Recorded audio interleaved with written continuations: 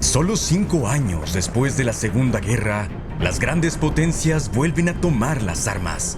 La Guerra Fría eleva la tensión entre Oriente y Occidente, y en la península de Corea estalla el primer gran conflicto abierto.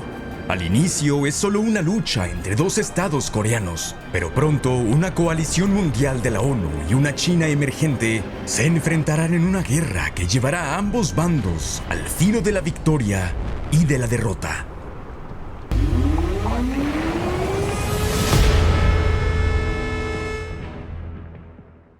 La derrota japonesa en la Segunda Guerra Mundial pone fin a 35 años de control nipón sobre la península de Corea. En agosto del 45, fuerzas soviéticas avanzan por Manchuria y desembarcan en Corea, mientras que Estados Unidos lo ocupa desde septiembre. Acuerdan dividir Corea en el paralelo 38 y asumen funciones de ocupación en el norte y sur.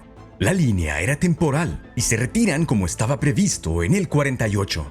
Pero ambos dejan estados alineados con sus gobiernos. En el sur, el exiliado presidente del gobierno provisional, Syngman Rhee, proclama la República de Corea en agosto.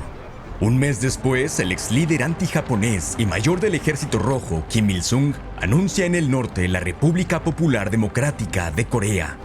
Ambas reclaman la totalidad de la península y ninguna descarta la reunificación por la fuerza. La contienda ya está en marcha. El norte dirige una insurgencia en el sur fuertemente reprimida por Rhee, y ambos bandos lanzan incursiones. Al principio, estas son realizadas por la policía, aunque cada estado formará ejércitos regulares bajo la guía de sus ocupantes. En el norte, el Ejército Popular de Corea, o KPA, y en el sur, el Ejército de la República de Corea. Las fuerzas del sur son más agresivas y llevan la ventaja al inicio. Rhee justifica los ataques como represalias por las incursiones del norte. Somos responsables de proteger la vida y bienes de nuestro pueblo.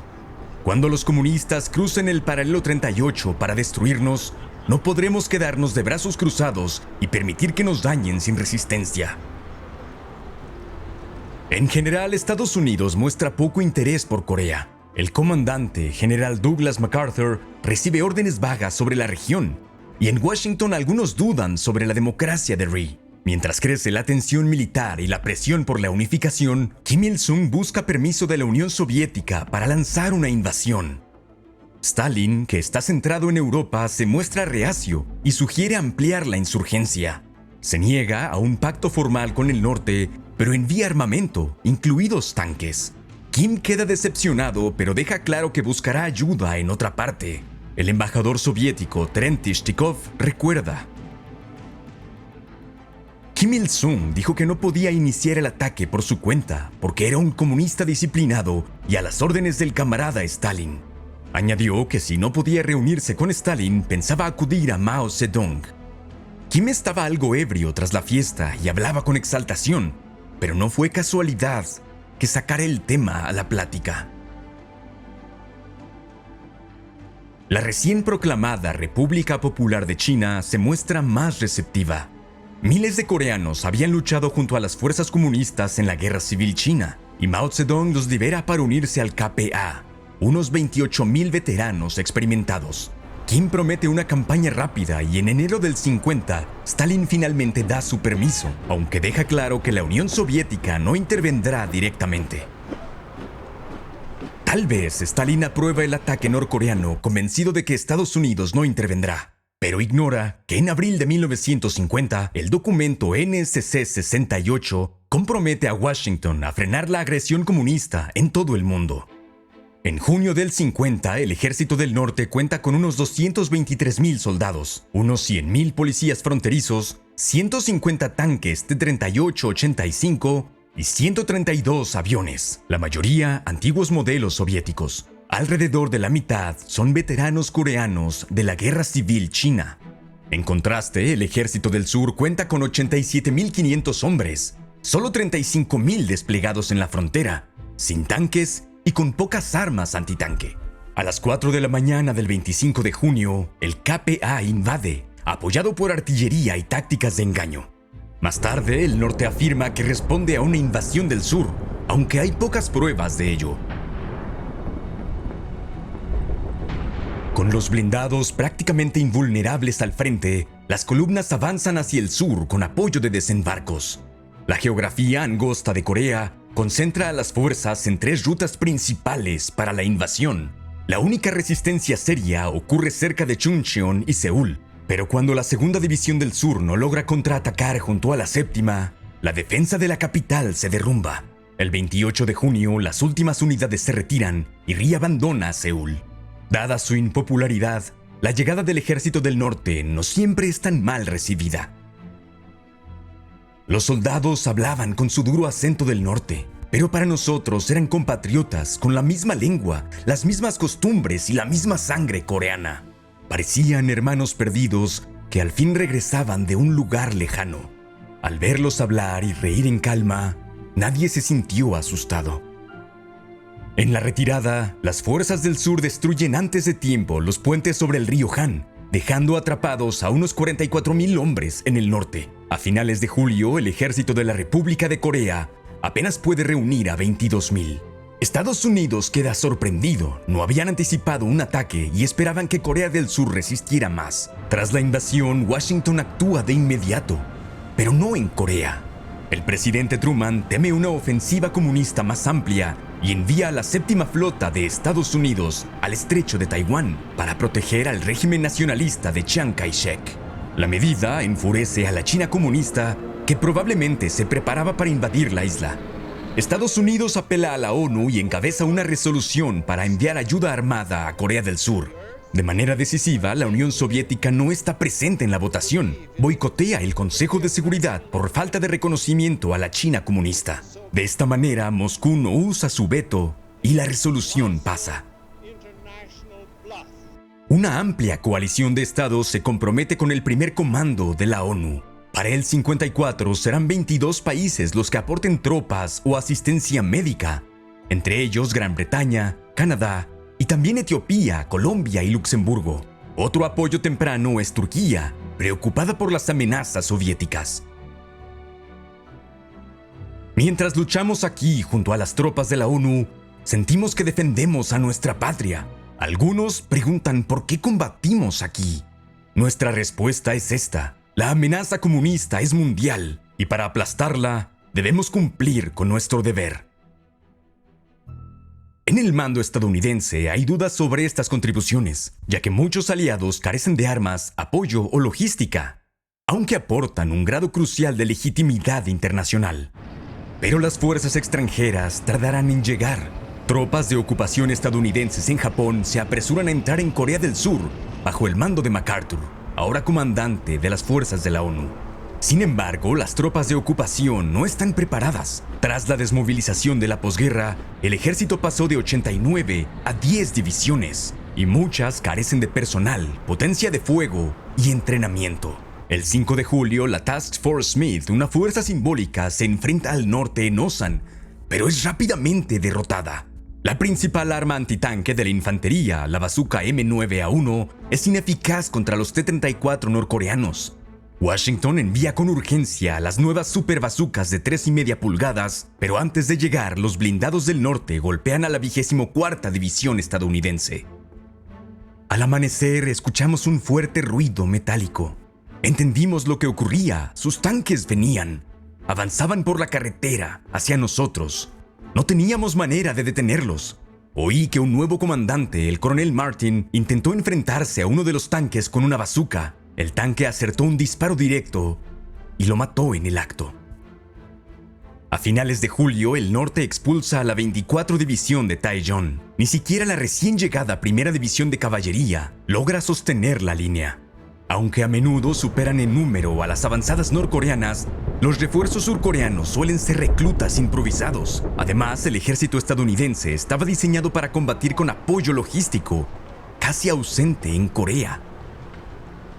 Aunque cuentan con poder aéreo, la falta de controladores en primera línea los reduce. En 17 días de combate, la 24ª División pierde el 30% de su fuerza.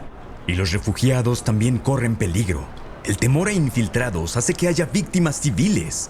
Incluso, en ocasiones, aviones de la ONU los ametrallan o bombardean. Entre el 25 y el 29 de julio, tropas estadounidenses matan hasta 400 refugiados surcoreanos cerca de un puente en Nogon-ri. Una investigación surcoreana afirma que oficiales estadounidenses dieron la orden de disparar a las columnas y presenta reportes de la época como evidencia. Una investigación estadounidense, en cambio, asegura que no hubo órdenes formales. Para agosto, las fuerzas norcoreanas empujan a la ONU hasta el río Naktong y el perímetro defensivo de Pusan. Con la llegada de refuerzos como la 27 Brigada Británica, el sur intenta repetidamente abrir brechas en la línea. Ahora las fuerzas de la ONU, bajo el octavo ejército de Estados Unidos, cuentan con una ventaja de 5-1 en blindados, incluidos tanques M-26 Pershing y superioridad aérea. Para el 12 de septiembre, la ofensiva norcoreana se agota. Mientras, en las ciudades ocupadas del sur, el entusiasmo inicial por la reunificación se desvanece ante la violencia política comunista. Al principio reinaba una alegría desbordante, una sensación de liberación. ¡Viva la patria! Aún no entendíamos que aquello sería una catástrofe para nosotros. En los días siguientes supimos que los comunistas arrestaban a los reaccionarios. Poco a poco, el terror se apoderó del ambiente. La ONU calcula que para septiembre del 50, las fuerzas del norte han asesinado a 26,000 surcoreanos. Pero estas ciudades no permanecerán ocupadas mucho tiempo. Mientras el asalto del sur se atasca en Pusan, el general MacArthur prepara una audaz operación para cambiar el curso de la guerra. El puerto occidental de Incheon sirve a Seúl y es un objetivo estratégico vital. MacArthur cree que un desembarco anfibio detrás de las líneas norcoreanas podría detenerlos en seco. Será como un ventilador. Vas a la pared, lo desconectas y el ventilador se detiene. Cuando desembarquemos en Incheon, los norcoreanos no tendrán otra opción que rendirse o retirarse. Pero Incheon presenta mareas muy variantes y solo ofrece una ventana de 3 horas para desembarcar. MacArthur no se intimida y ordena al recién formado 10º Cuerpo lanzarse a tierra. El desembarco es un éxito, y aunque el norte probablemente lo sospechaba, carecía de fuerzas para detenerlo. Las tropas de Estados Unidos aseguran la isla Wolmi-do en la mañana y atacan Incheon en la noche, con poca resistencia. Al final del día, la mayoría del puerto ya está en manos del 10º Cuerpo. Ahora avanzan hacia Seúl, mientras el octavo ejército rompe el cerco en el perímetro de Pusan. Con la retaguardia amenazada, el norte inicia una retirada masiva. El 25 de septiembre, la ONU entra en Seúl y las fuerzas norcoreanas realizan acciones de retaguardia. En medio del caos, ambos bandos cometen crímenes, incluyendo ejecuciones de prisioneros y opositores políticos. Para el 27, el 10º Cuerpo recupera la mayor parte de la ciudad y se une al octavo ejército, atrapando unidades norcoreanas. Solo unos 25,000 regresan al paralelo 38. Con el ejército del norte en retirada, MacArthur exige cruzar la frontera. Algunos aliados de la ONU, especialmente Gran Bretaña, temen una intervención china. Pero con las fuerzas surcoreanas ya listas para cruzar, Truman concede permiso a finales de septiembre. MacArthur puede cruzar, aunque solo tropas surcoreanas podrán operar cerca de la frontera china. La situación alarma a Pekín. Mao ve la unificación de Corea bajo un gobierno apoyado por Estados Unidos como la antesala de un ataque directo. Mantener a Corea del Norte como estado colchón se vuelve esencial frente a la agresión. La intervención de Estados Unidos en Taiwán ya había elevado tensiones y bajo la perspectiva de China, confirmaba la agresión. Para nosotros, la cuestión de Corea no solo es un asunto coreano, está ligado a Taiwán. Según la información que recibimos, querían calmar a China primero y tras ocupar Corea del Norte, atacarían a China. Para octubre, Mao ya ha decidido intervenir.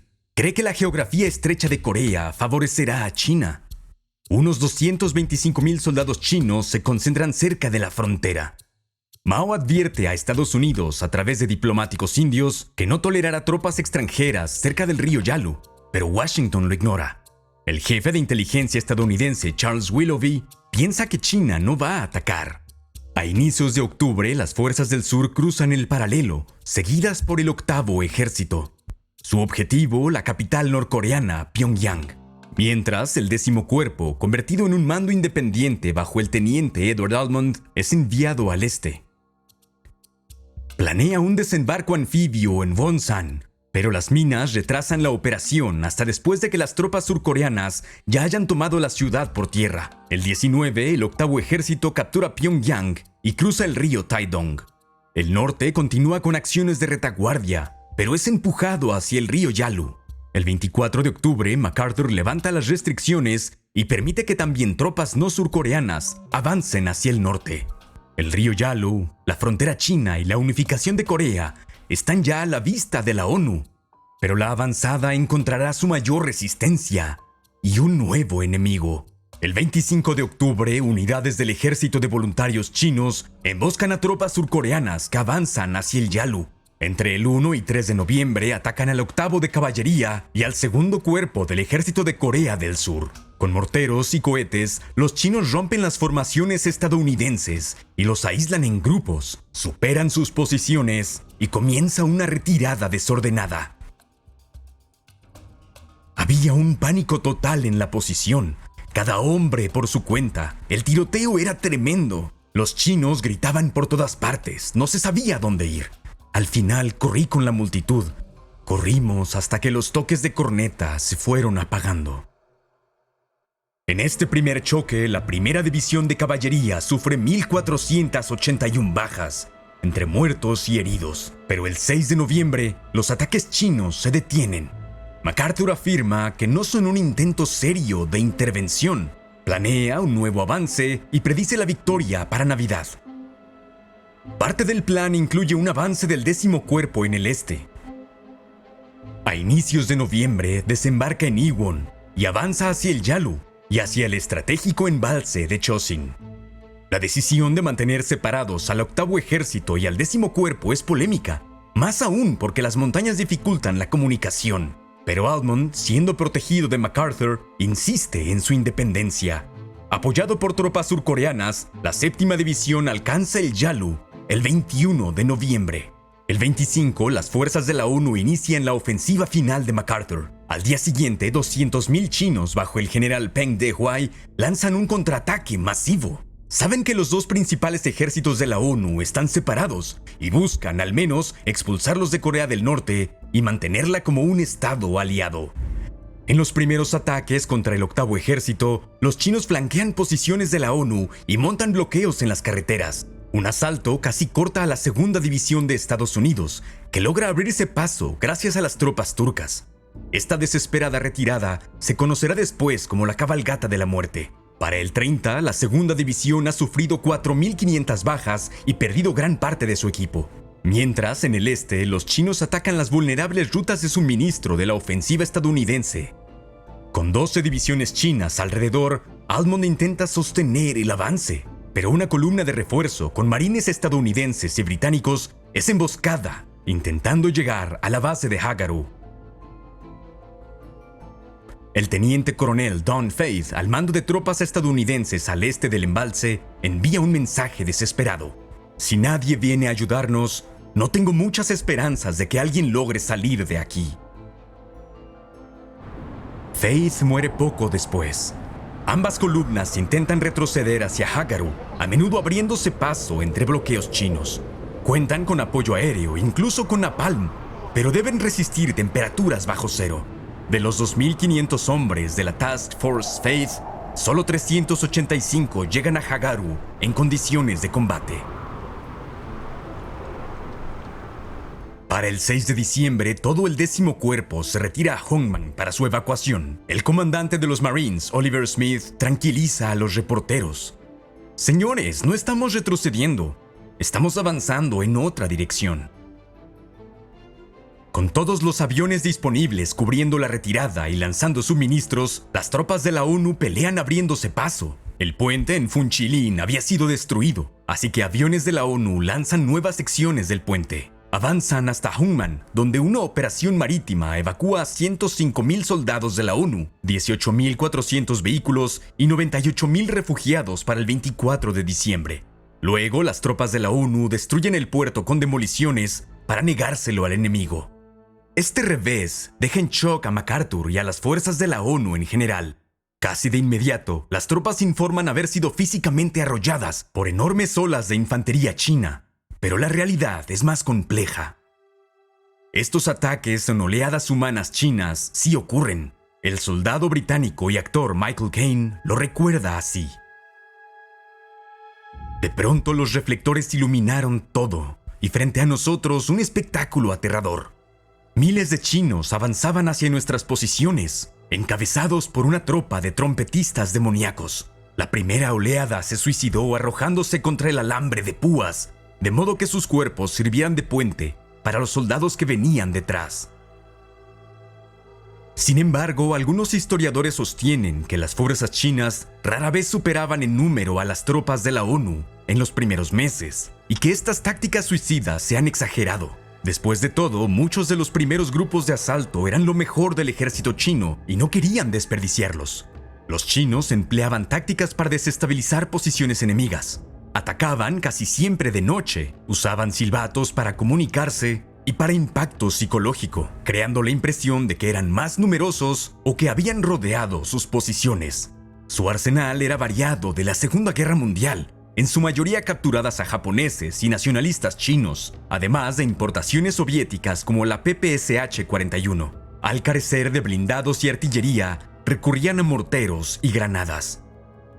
Antes de cada ataque, discutían los planes y su significado político en reuniones masivas, lo que facilitaba una mejor preparación táctica. Además, muchos soldados chinos eran veteranos de la Segunda Guerra Sino-Japonesa y de la Guerra Civil China. Aunque los occidentales solían atribuir su comportamiento a la coerción o al adoctrinamiento, que sí tuvo un papel, algunos combatientes sí estaban motivados por las recientes victorias. Li Hua, un joven de 23 años que llevaba en el ejército desde los 16, recuerda: "Nos sentíamos confiados. Acabábamos de derrotar al Kuomintang, a pesar del apoyo americano. Esperábamos hacer lo mismo con la gente de Sangman-ri. Y no nos equivocamos. Eran un juego de niños comparados con los japoneses." La moral estadounidense se desploma. Se aferran a un entrenamiento que no incluye defensa en direcciones y depende en exceso de vehículos. A finales de los 50, colapsa el total de la posición de la ONU al norte del paralelo 38. El soldado británico Albert Varley recuerda después: "Fue un verdadero desastre, un completo desastre. El invierno golpea tanto a soldados como refugiados. El río Han se congela y permite la retirada, pero dificulta la defensa de Seúl. En las capitales de la ONU surge el debate sobre si deberían abandonar Corea. MacArthur pide que tropas nacionalistas chinas se unan a las fuerzas de la ONU y elabora listas de bombardeo para ciudades chinas, incluyendo armas atómicas. Truman lo rechaza, pero con el prestigio internacional de Estados Unidos en juego, permanecen en Corea. Hay tensiones dentro de la alianza. Algunos critican el mando de MacArthur y el deficiente entrenamiento de sus tropas. El general británico Sir Robert Mansard informa a Londres: "La razón principal es la falta de determinación de los estadounidenses y su incapacidad para resistir. Su entrenamiento no les permite adaptarse al terreno y a la guerra, y aún con las lecciones aprendidas no logran librarse de sus vehículos. Jamás han estudiado la defensa. Solo parecen haber estudiado avances mecanizados y veloces. Los estadounidenses se sienten muy vulnerables cuando alguien amenaza sus flancos o retaguardia." El 23 de diciembre, el general Walker muere en un accidente de tráfico y es reemplazado por el veterano de la Segunda Guerra, el general Matthew Ridgway. Veterano de Italia y Normandía, Ridgway prefiere el ataque, pero admite los problemas de entrenamiento. Implementan nuevos métodos como la defensa en todas direcciones y el combate desmontado. Pero las nuevas tácticas requieren tiempo. El 3 de enero, las fuerzas de la ONU abandonan Seúl para tomar posiciones más fuertes al sur. Es un éxito para los comunistas, pero China también está exhausta. Su logística no mecanizada, basada en animales de carga, sufre para sostener la ofensiva. Hay escasez y muchos soldados chinos dependen del material capturado a las fuerzas de la ONU. Nos acostumbramos rápido a sus galletas y arroz, pero no soportamos la catsup. Nos encantaba conseguir carabinas porque sus fusiles nos parecen muy pesados. Sin los sacos de dormir y abrigos que capturamos, no estoy seguro de que hubiéramos seguido. 2/3 de nuestras bajas fueron por el frío. inicios del 51, 480,000 efectivos chinos y norcoreanos se enfrentaron a 365,000 de la ONU. Tras contener una ofensiva china en enero, Ridgway pasa al contraataque en febrero y marzo. Para el 15 de marzo, la Operación Reaper recupera Seúl, la cuarta vez que cambia en manos en solo 10 meses. Los comunistas entonces se repliegan de nuevo al paralelo 38. MacArthur entonces pide más recursos para un empuje masivo al norte, pero dentro de la coalición hay poco interés. La mayoría prefiere negociar. Para MacArthur, la negociación es inaceptable y a inicios de abril hace declaraciones no autorizadas a favor de un ataque contra China. En privado, promueve el uso de armas nucleares para crear una barrera irradiada a lo largo del Yalu. Los jefes de Estado Mayor se niegan y Truman está harto de las críticas hacia el general y de su estrategia escalatoria. El 11 de abril, Truman despide a MacArthur y lo reemplaza por Ridgway. La medida recibe reacciones mixtas en Corea, pero alivia a muchos aliados de la ONU.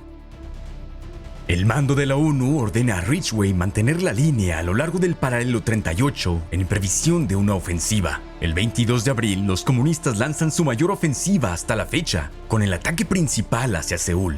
Una fuerza significativa se enfrenta a la Brigada de Infantería Británica el 29 en Imjin. Expuestos en posiciones mal preparadas, los británicos y belgas intentan mantener colinas frente a repetidos ataques chinos. Luego de que el comandante británico Thomas Brodie describiría la situación como un poco complicada, el general Robert H. Soule de la Tercera División estadounidense ordena a la 29 mantenerse. Esto se cita a menudo como un ejemplo de malentendido cultural. Cuando Tom le dijo al cuerpo que su posición era un poco complicada, no entendieron que en la jerga del ejército británico eso significa muy complicada.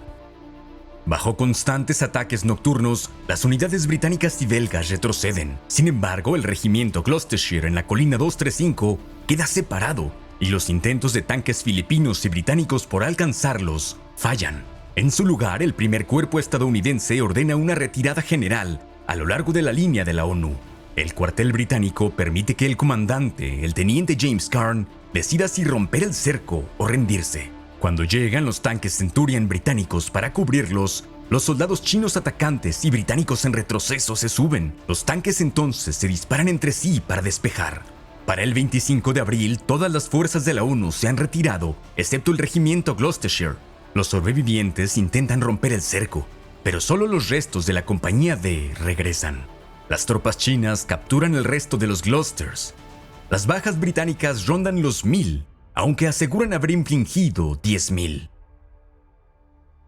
La batalla del río Imjin se entiende en Gran Bretaña como una heroica última resistencia que frena a los chinos. Otros la describen como un ejemplo costoso de un malentendido, ya que la 29 Brigada podría haber combatido desde posiciones más fuertes en la retaguardia. A pesar del éxito chino en Imjin, la ofensiva fracasa, siendo un momento clave en la guerra. Kim y Ri presionan a sus aliados para nuevas ofensivas, pero ninguno intentará otra gran ofensiva para reunificar Corea. En cambio, China y la ONU se enfrascan en una guerra de desgaste y negociaciones. Las negociaciones comienzan el 10 de julio del 51, pero no progresan. Los negociadores de la ONU afirman que Norcorea y China no ceden en temas clave, como líneas de alto al fuego. A inicios de agosto, literalmente dejan de hablar. El 10, los negociadores solo se quedan mirándose en silencio por 2 horas. Y para el 22, las negociaciones terminan. Mientras tanto, los combates continúan en un frente estancado y en el aire. La ONU goza de superioridad aérea en los primeros días de la guerra. Aviones de hélice de la Segunda Guerra, como el Mustang, el Corsair y el Seafire, eliminan rápidamente a la pequeña fuerza aérea norcoreana. Tras la intervención china, los aviones de la ONU realizan ataques, pero tienen problemas contra la logística china. Aunque la Unión Soviética se niega a intervenir, proporciona instructores, pilotos y aviones, incluyendo su nuevo caza a reacción MiG-15. Su aparición alarma a Estados Unidos, que envía a sus propios jets, como el F-80 Shooting Star y el F-86 Sabre. Ambas fuerzas operan bajo restricciones. Los soviéticos patrullan el Yalu en lo que se conoce como el Valle MiG, pero tienen órdenes de no interceptar aviones de la ONU a menos que sean atacados. Por su parte, la ONU no puede entrar en espacio aéreo chino. Ambas partes rompen las reglas y ocurren combates aéreos. Tecnológicamente, el MiG-15 es superior a los jets estadounidenses. Mayor techo operativo, giros más cerrados y armamento más pesado. El F-86 es más competitivo, especialmente a baja altitud, aunque escasean. Un factor más importante es la preparación de los pilotos. Los de la ONU, algunos con experiencia en la Segunda Guerra, tienen ventajas sobre los chinos y norcoreanos. Y los soviéticos también enfrentan problemas de comunicación. A menudo vuelan con compañeros chinos o norcoreanos, usando frases traducidas en tablas. Un veterano recuerda que en combate gritaban en ruso. En general, los combates aéreos son raros y aunque hay derribos, es difícil verificarlos. La Unión Soviética reclama el primer derribo en un combate aéreo, un MiG-15 abatiendo un F-80. Estados Unidos afirma que fue derribado por artillería y reclama la primera baja aérea el 8 de noviembre con un F-80 o alternativamente el 9 de noviembre con un F-9 Panther. Últimamente, los pilotos de la ONU afirman haber derribado 792 MiGs en la guerra. Los soviéticos afirman haber derribado a 1000 aviones, aunque la cifra real ronda los 350. En cualquier caso, fuentes soviéticas aseguran que la mayoría de las victorias aéreas de la ONU fueron contra MiGs pilotados por chinos o norcoreanos, y que los soviéticos tuvieron una ventaja de 2-1 en derribos. El capitán Nikolai Varavyov recuerda una victoria. Me coloqué detrás del Saber, que venía rezagado, y me acerqué a unos 100 metros. El Saber empezó a girar a la derecha y lo seguí. Mi tercer ráfaga fue a su derecha y la cuarta impactó directamente. Una bala de 37 milímetros entró por la tobera. Los escombros pasaron junto a mí mientras el avión enemigo se incendiaba y caía. Los bombarderos de la ONU, como el B-29, son vulnerables tanto a los jets como al fuego de tierra. La pérdida de 5 de ellos en agosto termina con los ataques diurnos significativos, aunque los bombardeos continúan. La operación Strangle de la ONU intenta cortar las principales rutas de suministro chinas entre el 51 y 52. La inteligencia aérea de la ONU afirma un éxito masivo a costa de 343 aviones, aunque Ridgway se muestra escéptico. Si todos los camiones enemigos que reportan como destruidos en los últimos días fueran bajas reales, no quedaría ni un solo camión en toda Asia. Pero la superioridad aérea de la ONU sí permite que las fuerzas terrestres operen sin ataques aéreos enemigos, y los helicópteros de la ONU pueden actuar con mayor libertad. Modelos como el H-13 Sioux o el H-19 Chickasaw se usan para el transporte, observación y evacuaciones médicas hacia los nuevos hospitales del ejército móviles. Sin embargo, la amenaza del fuego enemigo, limitaciones técnicas y la rivalidad entre servicios por helicópteros disponibles hace que la mayoría siga llegando en ambulancias. Aunque la tecnología aérea más avanzada está en el aire, en tierra se parece más a la Primera Guerra Mundial. Ambos bandos construyen sistemas de trincheras y recurren a la guerra de desgaste. Una de las razones del estancamiento es la reanudación de negociaciones. Para noviembre se limitan a operaciones a tamaño de pelotón, como incursiones a trincheras, patrullas y reparación de defensas a lo largo de un frente estático. Los chinos lanzan ataques nocturnos, pero tienen dificultades contra el mejor entrenamiento y posiciones de la ONU. Los puestos de alerta temprana detectan ataques y los reflectores eliminan la cobertura de la noche. Nunca había visto tanta brillantez en mi vida. Cuando se encendían, el campo de batalla no parecía tan aterrador. Buscaban al enemigo en movimiento y luego disparaban un poder devastador contra todos los atacantes. Las trincheras chinas, vulnerables a ataques aéreos, usan camuflaje y búnkeres subterráneos para proteger a las tropas. A inicios del 52, el número de comunistas aumenta hasta unos 900,000, 200,000 más que la ONU, y han duplicado su artillería respecto al año pasado. Con condiciones que varían del frío extremo del invierno al calor sofocante del verano, las tropas enfrentan congelación, enfermedades y desmoralización.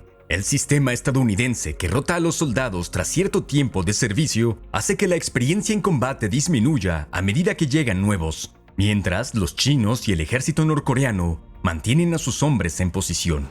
Para mejorar la experiencia en combate, los comandantes de la ONU planean ofensivas locales. Tras establecer nuevos puestos en el verano del 52, los chinos lanzan múltiples contraataques. Una cresta montañosa apodada Old Valley ve combates intensos desde junio del 52, con partes de la posición cambiando de manos varias veces. Solo en marzo del 53, los chinos finalmente superan a una unidad colombiana que defendía la posición. El 45% de las bajas estadounidenses ocurre en esta fase estancada, y mientras los soldados siguen muriendo, las negociaciones avanzan lentamente. A inicios del 52, la ONU suaviza su posición en las negociaciones. Rhee sigue presionando por la reunificación, pero casi nadie lo apoya. China desea desmovilizar su costoso ejército y llevar a cabo reformas internas. Sin embargo, queda un problema clave: los prisioneros. Las naciones de la ONU quieren que todos sus prisioneros sean devueltos, pero algunos chinos y coreanos no quieren regresar. Una encuesta en abril del 52 revela que solo 70,000 de los 170,000 prisioneros quieren regresar a China o Corea del Norte. China insiste que todos deben regresar para evitar vergüenzas. Para Truman, la memoria del Acuerdo de Yalta, en que grandes cantidades de prisioneros soviéticos fueron repatriados contra su voluntad, aún pesa. Pero en el 53 hay cambios de liderazgo. Dwight Eisenhower es elegido presidente en Estados Unidos y Stalin muere, lo que enfría las relaciones. Eisenhower basó su campaña en su reputación como vencedor, no en políticas sobre Corea, que no eran prioridad para los votantes. Quiere reducir el costo de las fuerzas convencionales y aumentar el despliegue de tropas surcoreanas, y el uso de armas nucleares es una forma. En enero del 53, Estados Unidos prueba artillería nuclear táctica, y la noticia llega a China por diplomáticos indios. Estados Unidos espera intimidar a China, aunque no tiene efecto. En mayo, los jefes de Estado Mayor recomiendan opciones de ataque nuclear para el estancamiento. En marzo, China lanza su último gran ataque contra posiciones de la ONU. Rechazan a algunas fuerzas surcoreanas, pero las tropas de la ONU se mantienen firmes. Un tremendo fuego de artillería caía sobre Old Baldy. La tierra temblaba como en un terremoto, acompañado de explosiones ensordecedoras alrededor de la Compañía B. Las fugaces siluetas de hombres, armas y fortificaciones debilitadas parecían fantasmas entre los estallidos. Gritos de angustia y dolor se mezclaban con los nuestros y las ametralladoras enemigas. Junto a mí, el cabo Ernesto González disparaba su ametralladora contra una oleada de chinos que nos atacaban, cuando un proyectil de bazooka le golpeó en la cara, dejando su cabeza hacia atrás. Pensé que era una pesadilla o una película de horror, hasta que más explosiones me devolvieron a la realidad. Animé a mis hombres y continué comunicándome con los artilleros y dando instrucciones a un cabo para que eliminara un lanzallamas y se preparara para disparar al enemigo en cuanto apareciera. A medida que aumentan los combates en la colina Pork Chop, la ONU bombardea infraestructura norcoreana, incluyendo presas y centrales eléctricas. Los combates aportan poco, salvo para obtener ventaja en las negociaciones. Cuando la lucha disminuye en junio y julio, los negociadores están cerca de un acuerdo. ¿Qué tan serio fue Eisenhower en el uso de armas nucleares y cuánto afectó esto a la coerción militar china? Aún se debate. Tal vez la desmovilización soviética tras Stalin, el costo económico, la amenaza nuclear y los fracasos de ofensiva influyen en China. El 27 de julio del 53, 3 de los 4 principales beligerantes firman un tratado de paz en una ceremonia diseñada para que ninguno parezca vencedor. Syngman Rhee, de Corea del Sur, solo permite que avance bajo presión de Estados Unidos y se niega a firmar un armisticio, lo que significa que técnicamente el estado de guerra continúa. Cuando comienza el alto al fuego a las 10 de la noche, soldados de ambos bandos se adentran. El teniente Chris Snyder de la Brigada Canadiense recuerda: todos los chinos salieron. Dios mío, eran miles. Más de los que jamás pensé podría haber. Y nos miraban fijamente desde cada colina. Algunos pensaron que tal vez los trajeron para impresionar. El acuerdo formaliza la frontera a lo largo de las líneas de frente e incluye una zona desmilitarizada de 4 kilómetros de ancho, de la que deben retirarse todas las armas y tropas. China permite que todos los prisioneros decidan a dónde quieren ir tras ser procesados por un comité. 21,839 soldados comunistas se niegan a regresar a su país. Esta cifra no incluye a otros 25,000 liberados de manera unilateral por Rhee en un intento de detener la negociación. De los más de 12,000 prisioneros liberados de la ONU, 325 coreanos, 21 estadounidenses y un británico eligen quedarse en Corea del Norte. Los gobiernos occidentales culpan a un lavado de cerebro comunista.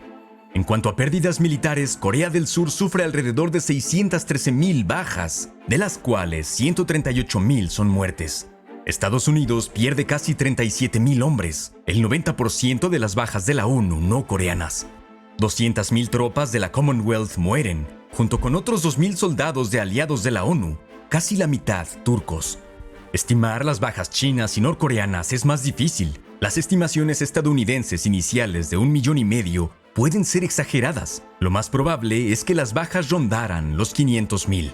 Las bajas civiles se calculan en al menos 1 millón en el sur y 1,5 millones en el norte, entre muertos, heridos y desaparecidos. La cifra podría ser mayor, y los historiadores coinciden en que las muertes civiles fueron mayores. Con tales bajas, hay a quienes les resulta difícil aceptar el final de la Guerra de Corea. Tras el conflicto, ambos se presentan como vencedores. Pero realmente, ¿quién ganó la Guerra de Corea?